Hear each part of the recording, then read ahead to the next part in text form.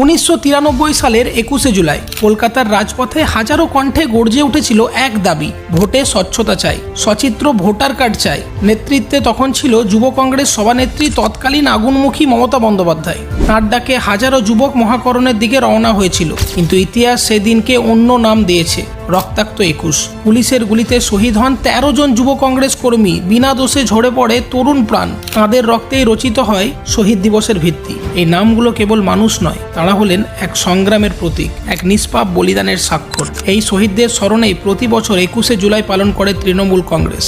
শুধু তর্পণ নয়, এটি দলের আত্মপরিচয়ের দিন। 2011তে যখন তৃণমূল 34 বছরের বাম শাসনের অবসান ঘটায়, তখনও কোনো বিজয় মিছিল হয়নি।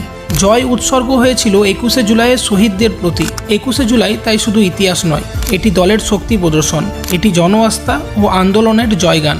আপনার চোখে 21শে জুলাই কি কেবল স্মরণ নাকি রাজনৈতিক শক্তির প্রদর্শন? কমেন্ট বক্সে অবশ্যই জানান।